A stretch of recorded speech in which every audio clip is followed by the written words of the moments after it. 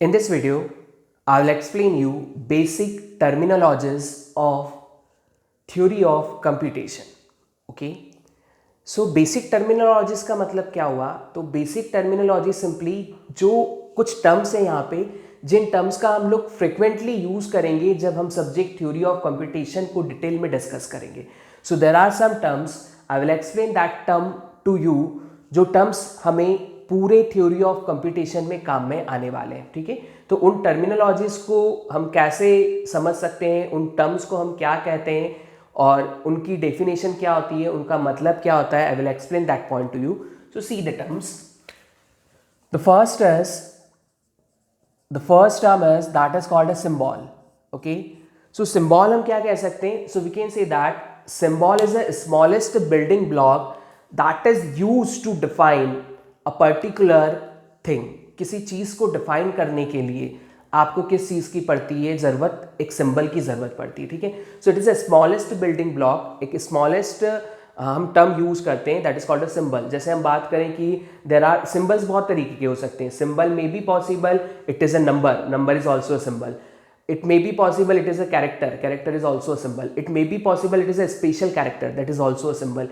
It may be possible it is a picture, कोई picture है वो भी एक सिंबल होता है. ठीक है, तो किसी चीज को रिप्रेजेंट करने के लिए हम एक स्मॉलेस्ट यूनिट अगर यूज कर रहे हैं, that smallest unit is called symbol. Okay, so it is simply use to represent a particular thing. So symbolic हम बोलते हैं सिंबॉलिक रिप्रेजेंटेशन. तो that is a symbolic representation. तो क्या सिंबल हम यूज करते हैं? So see the point. So we can say that symbols आपके क्या हो सकते हैं? So we can say that symbol may be any digit like 0, 1, 2, 3 up to 9. Okay. It may be any character like A, B, C, D up to Z. It may be small up to Z. Or it may be special character like dollar, hash, etc. It may be any picture like this. It may be any picture. Okay. So that is simply a symbol. तो symbol generally हम लोग क्या करते हैं? Smallest unit जो किसी चीज को रिप्रेजेंट करे उसको हम सिंबल कहते हैं. ठीक है, now another one is alphabet. Alphabets. So basically what is alphabet? Alphabet की जरूरत हमें क्यों पड़ती है? ठीक है, सो सी हियर देखिए, अगर मैं यहां पे आपको एक सिंपल सा लॉजिक देता हूं कि suppose to be I want to design a language. मुझे किसी लैंग्वेज को डिजाइन करना है. I want to design a language. Then what to do? तो हम लैंग्वेज कैसे डिजाइन कर सकते हैं? Can we design a language? Yes. जैसे हमने बात की इंग्लिश किसी ने डिजाइन किया होगा, हिंदी किसी ने डिजाइन किया होगा. So we can design a language. अगर मुझे मेरी लैंग्वेज चाहिए, जैसे किसी ने इंग्लिश बनाया तो उसने कुछ सोचा होगा कि हमें कम्युनिकेशन करना है, we want to communicate, so we need to design a language, क्योंकि कम्युनिकेशन बिना लैंग्वेज के तो हो नहीं सकता. अब हम यहाँ पे क्या बात करेंगे? हम यहाँ पे लैंग्वेज डिजाइन करने की बात करेंगे. ठीक है, सो सपोज टू बी, क्योंकि हम थ्योरी ऑफ कंप्यूटेशन जो होता है it is a core subject. तो whatever will be the communication that you want to perform with the system, उसके लिए आपको थ्योरी ऑफ कंप्यूटेशन की जरूरत है. तो सपोज मुझे सिस्टम के साथ कम्युनिकेट करना है और उसके लिए मुझे एक लैंग्वेज आनी चाहिए. क्लियर है? सो वो जो लैंग्वेज है, जो लैंग्वेज पे दोनों पार्टी एग्री होगी, या वो लैंग्वेज जिसके थ्रू हम सिस्टम से कम्युनिकेट करेंगे, so we need to design that language. सबसे पहले हमें उस लैंग्वेज को डिजाइन करना है. So if I want to design language, तो लैंग्वेज डिजाइनिंग कैसे चालू करेंगे? कहां से स्टार्ट करें लैंग्वेज को डिजाइन करना?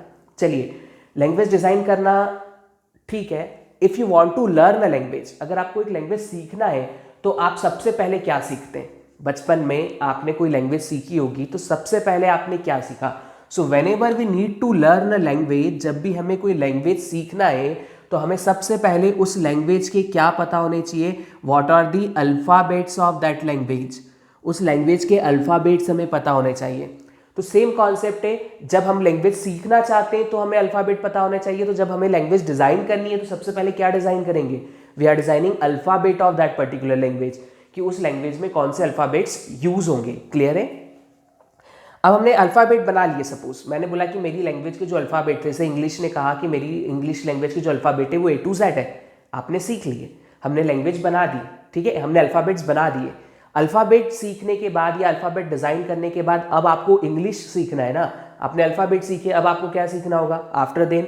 सो yes we can say that कि अल्फ़ाबेट्स के बाद हमें क्या पता होना चाहिए, हमें वर्ड्स पता होना चाहिए, या फिर what are the string that we can design with the help of this alphabets. उन अल्फ़ाबेट्स से कौन से वर्ड्स डिज़ाइन होते हैं, कौन सी स्ट्रिंग डिज़ाइन होती है, हम लोग ये पढ़ते हैं। क्लियर है? तो अल्फ़ाबेट्स हमें क्लियर हो गया। फिर हमने उन अल्फ़ाबेट को सीखने के बाद हमने वर्ड और स्ट्रिंग सीखी। तो सेम कॉन्सेप्ट यहाँ पे, अल्फ़ाबेट आपने सीख लिए, डिज़ाइन कर दिए। अब आपने अल्फ़ाबेट के बाद अब आपको बताना होगा कि आपकी लैंग्वेज जो है वो किस टाइप की स्ट्रिंग्स को जनरेट कर रहा है। So we need to design words और स्ट्रिंग्स, है ना, ये चीज़ें होती है। ठीक है, अब वर्ड और स्ट्रिंग आपने डिज़ाइन कर लिया, आपने वर्ड बना लिया, स्ट्रिंग बना लिया। सो उसके साथ हम लोग क्या कहते हैं कि कोई भी वर्ड है, so that word represent a particular meaning, या उस स्ट्रिंग का कोई मीनिंग होगा। तो वर्ड के साथ में वर्ड के मीनिंग तो हम लोग सीखते ही हैं। अब वर्ड्स हमें पता चल गया, स्ट्रिंग हमें पता चल गई, उसके मीनिंग्स हमें पता चल गए। उसके बाद फिर हम क्या करते हैं, तो हम क्या कहते हैं, ऐसे बहुत सारे वर्ड्स को या ऐसी बहुत सारी स्ट्रिंग्स को मिला के हम लोग क्या करते हैं, we are designing a sentence. हम सेंटेंस बनाते हैं। हमने सेंटेंस बनाना स्टार्ट किया, तो आपको जैसे ही सेंटेंस का टर्म दिमाग में आया, आपको समझ में आया सबसे पहले कि if you want to design a sentence तो हमें किस चीज़ की ज़रूरत है। So we need a grammar, क्योंकि बिना ग्रामर के सेंटेंस बनाना पॉसिबल नहीं है। ओके, तो if you want to design a language, you should firstly you should design alphabets, then you should design strings, then you should design grammar for that particular language. अब grammar है, strings है, alphabet है, you can design a sentence. ऐसे बहुत सारे sentence बना लीजिए, that would be a paragraph.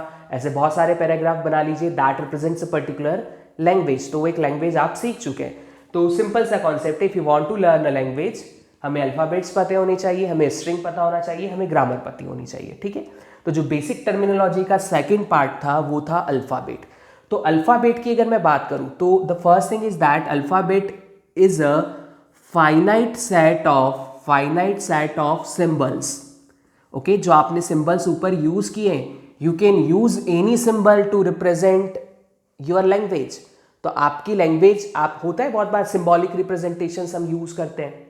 तो if two person want to communicate और उनको कोई सिंबल्स के थ्रू वो कम्युनिकेशन कर रहे हैं, ठीक है, सो सिंबल्स भी यूज होते हैं आपके। सो अल्फाबेट्स क्या है, is a finite set of symbol. अब फाइनाइट सेट क्यों बोला, क्योंकि कभी भी अल्फाबेट इनफाइनाइट नहीं हो सकते। See here, how many alphabets in English, आप बोलेंगे A to Z, ABCD up to Z, 26 alphabets are there, so that 26 is a finite term. So whenever you need to design a language, आपको alphabet तो choose करने हैं, but alphabet set हमेशा क्या होना चाहिए, फाइनाइट होना चाहिए। So alphabet is a finite set of symbols. ठीक है, अब अल्फाबेट को हम जनरली यहाँ पे जो रिप्रेजेंट, इस फाइनाइट सेट को जो रिप्रेजेंट करते हैं, हमें समेशन साइन के थ्रू रिप्रेजेंट करते हैं। Suppose to be I need to design a language, तो मुझे उस लैंग्वेज के अल्फाबेट क्या रखने हैं, मुझे यहाँ पे डिफाइन करना होगा। So I am saying that कि my alphabets are AB। That means अब मेरी जो लैंग्वेज है उसमें सिर्फ दो अल्फाबेट है, एक स्मॉल है और small b, like this. If I want to add more alphabets, we can add. सपोज मैंने लिखा ABC, दैट मीन्स अब मैं जो लैंग्वेज डिजाइन करूंगा उस लैंग्वेज के जो अल्फाबेट्स होंगे वो क्या होंगे, ABC होंगे।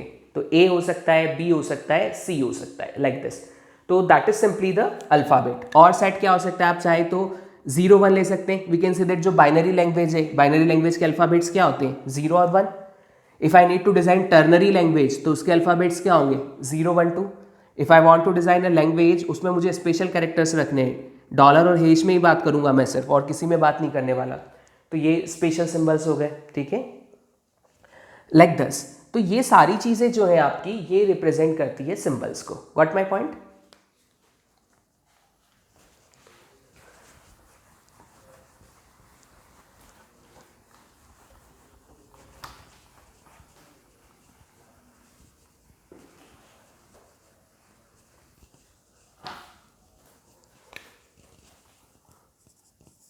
Now the third one is strings.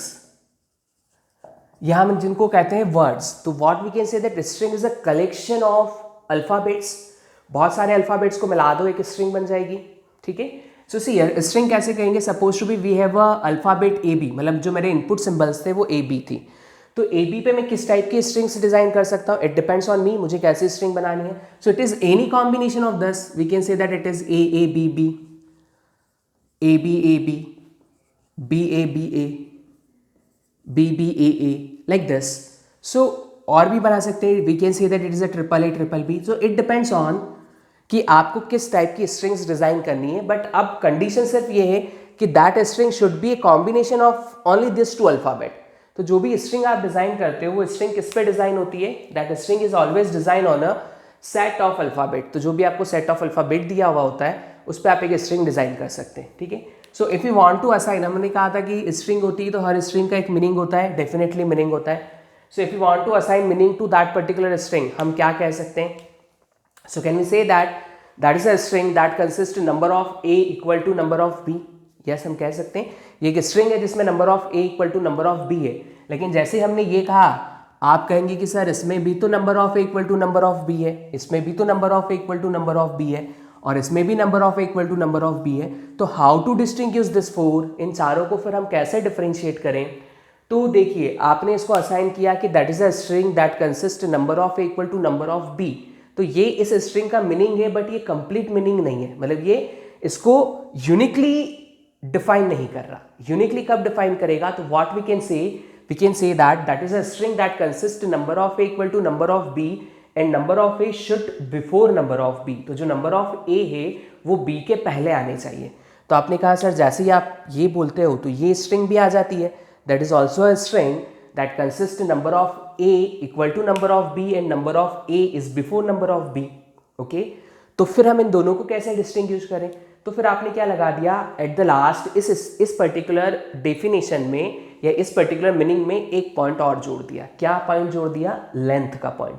तो हमने कहा कि that is a string that consist number of A equal to number of b, number of a should before number of b and the number of A equal to 2।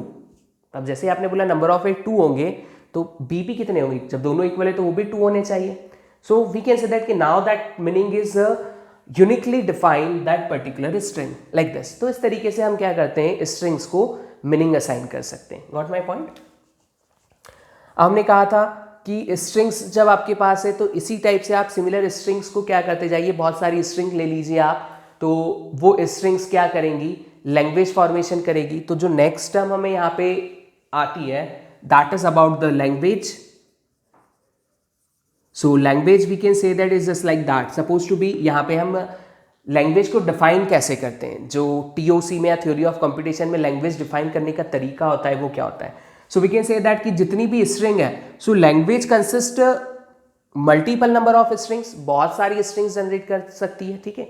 अब जो आपकी languages होती है, देखिए we can say that there are 2 type of language that we can design.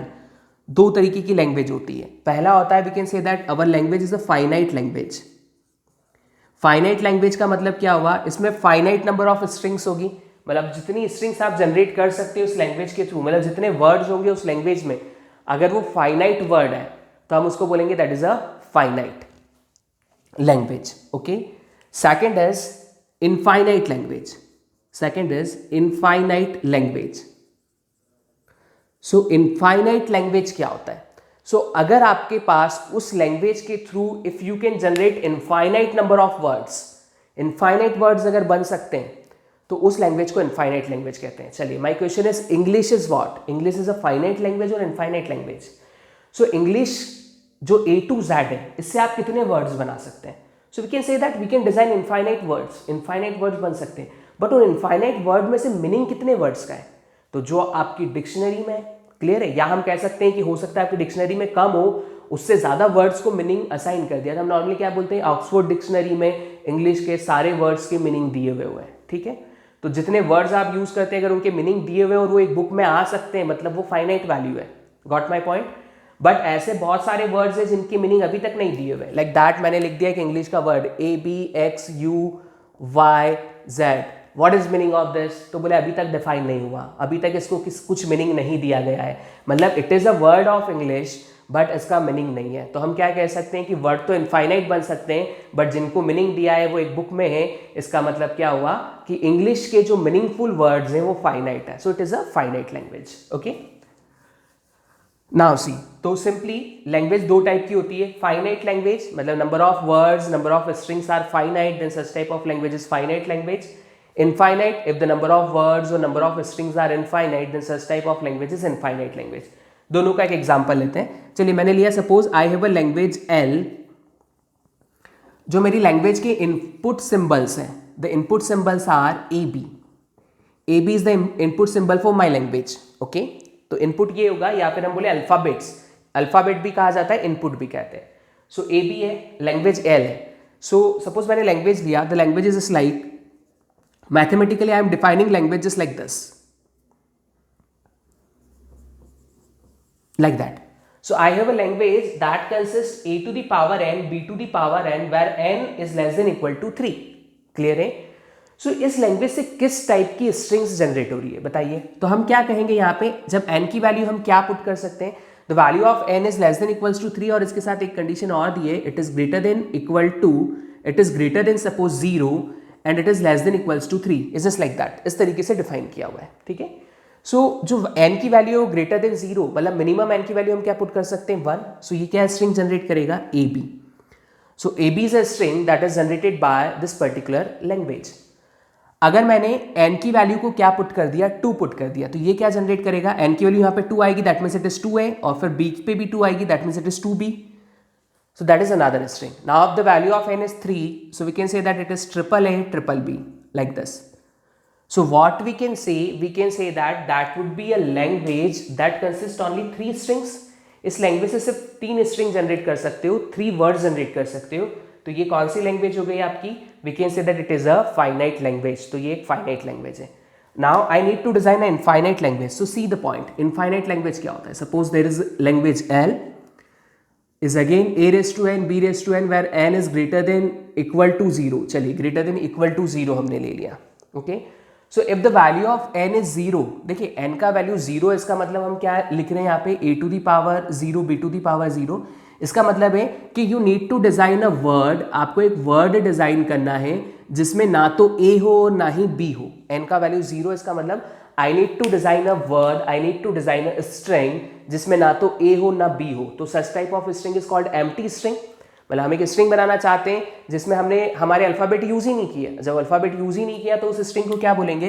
तो such type of word और string is called empty word और empty string. ठीक है.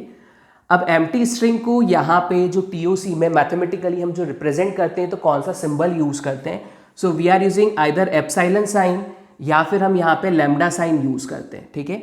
सो आइदर एप्सिलॉन और लैम्डा रिप्रेजेंट्स एम्प्टी स्ट्रिंग. ठीक है.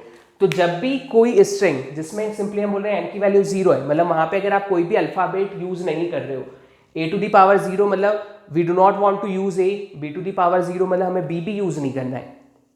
तो simply वहां पे हम लोग क्या पुट कर देंगे, 0 0 एम्प्टी स्ट्रिंग. एम्प्टी स्ट्रिंग है तो सबसे पहली स्ट्रिंग जो आप इस लैंग्वेज से जनरेट कर सकते हो that is epsilon. So we can generate empty string with the help of this. यहाँ नहीं कर सकते हैं क्योंकि यहाँ पे n 0 के इक्वल नहीं है. फिर n की वैल्यू 1 होगी तो a भी जनरेट होगा, 2 होगी तो 2a 2b जनरेट होगा. सिमिलरली वी कैन जनरेट, अब n की वैल्यू तो कितनी भी हो सकती है, सो लेंथ ऑफ स्ट्रिंग कितनी भी हो सकती है. So we can say that such type of language is infinite language. ये इनफाइनाइट नंबर ऑफ स्ट्रिंग्स को क्या कर सकता है, जनरेट कर सकता है. ठीक है. तो इस तरीके से आपका स्ट्रिंग्स की करस्पॉन्डिंग लैंग्वेज जो है उसका रोल आता है. Got my point.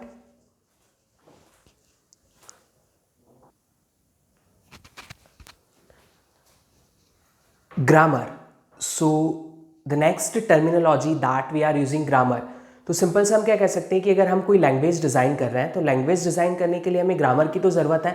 बिना ग्रामर के क्या हम लैंग्वेज डिज़ाइन कर सकते हैं, is not possible. So what is the grammar. So the meaning of grammar is simply it is a set of rules that is use to design a specific language. तो grammar क्या होता है, grammar is a set of rules. तो कुछ set of rules हम लोग यहाँ पे लिखते हैं जिन सेट ऑफ रूल्स का यूज करके हम लोग क्या करते हैं, ग्रामर डिजाइन करते हैं. और ये जो ग्रामर है ये किसको रिप्रेजेंट करता है, इट रिप्रेजेंट स्पेसिफिक लैंग्वेज. तो ग्रामर किसको रिप्रेजेंट करेगा, लैंग्वेज की करस्पॉन्डिंग होगी. तो simply what we can say that कि suppose to be we have some input alphabets. आपके पास इनपुट अल्फाबेट है A B. Okay. So there exist a grammar G corresponding to that alphabet, क्योंकि grammar भी उन्हीं alphabets के ऊपर बनेगी. क्लियर है. अब ये जो ग्रामर है what we are saying that L of G that means language generated by this grammar. Okay. तो जो लैंग्वेज इस ग्रामर से जनरेट होगा उसमें भी जो अल्फाबेट होंगे, इनपुट अल्फाबेट, वो सेम होंगे. क्लियर है. So we can say that the strings corresponding to the grammar जितनी डिफरेंट स्ट्रिंग्स को प्रोड्यूस कर सकता है. ठीक है. वही स्ट्रिंग्स हम लैंग्वेज के थ्रू भी क्या कर सकते हैं, प्रोड्यूस कर सकते हैं। तो दोनों का सेट क्या होता है, इक्विवेलेंट होता है, एग्जैक्टली सेम सेट होता है, ठीक है। अब हम यहाँ पे टीओसी में ग्रामर को किस तरीके से रिप्रेजेंट करते हैं और ग्रामर के बारे में डिटेल में हम लोग डिस्कशन करेंगे, ठीक है।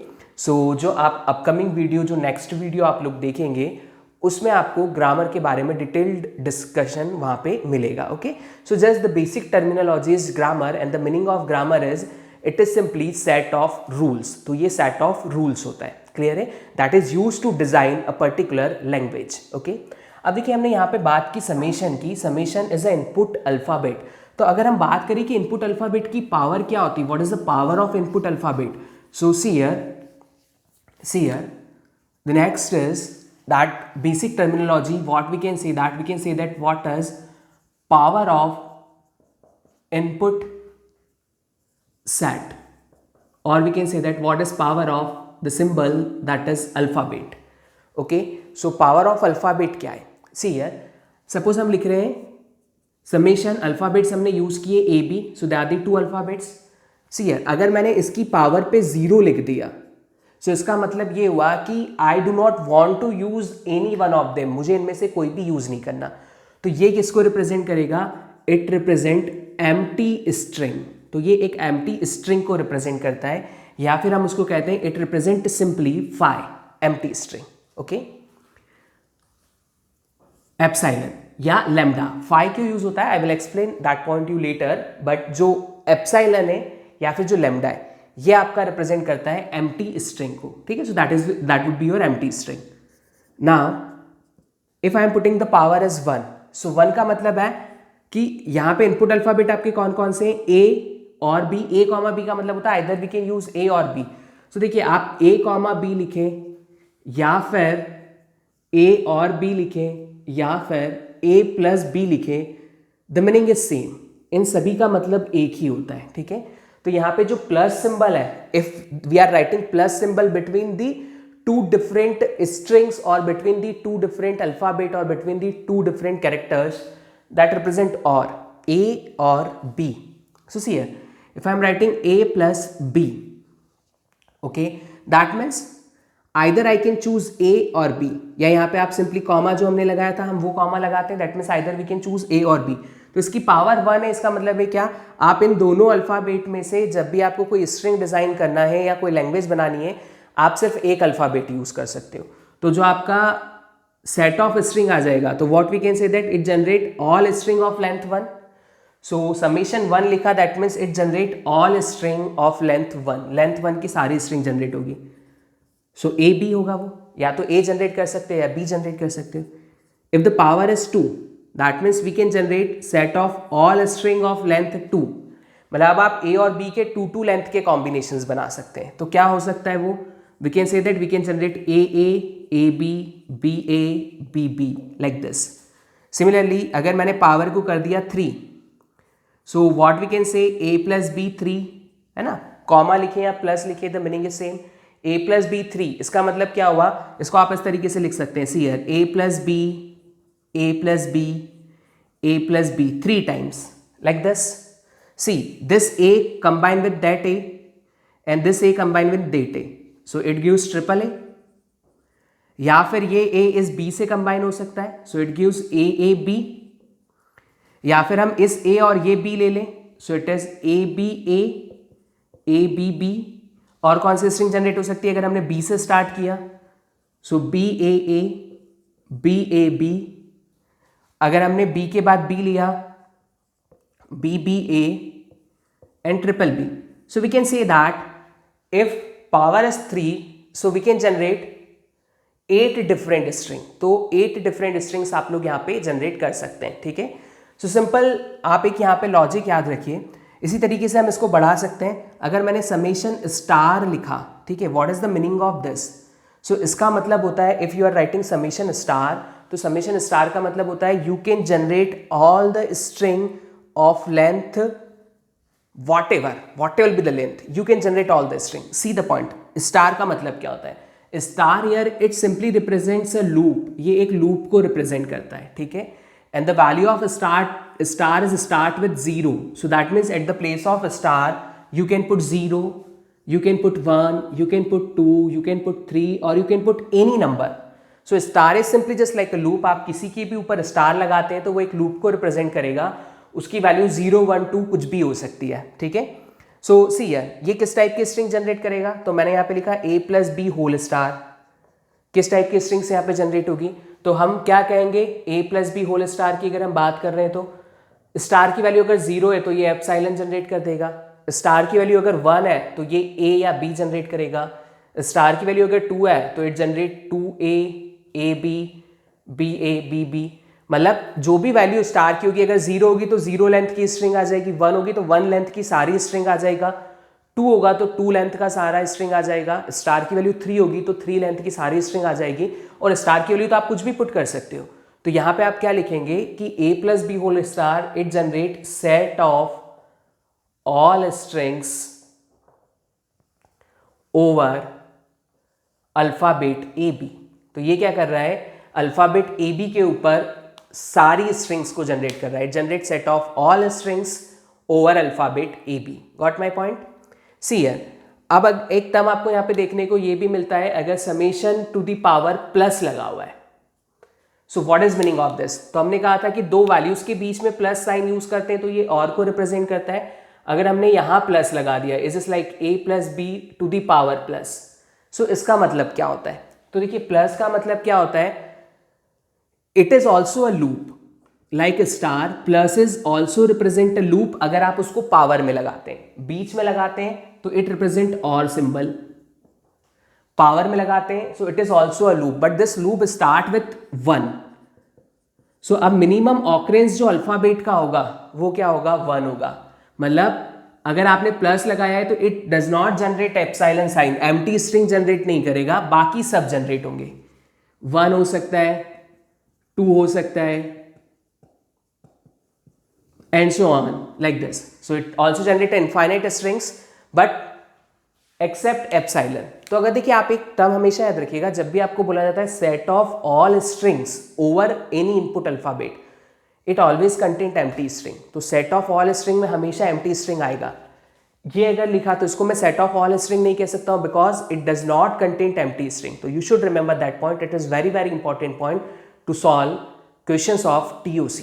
So you should remember that set of all. Okay.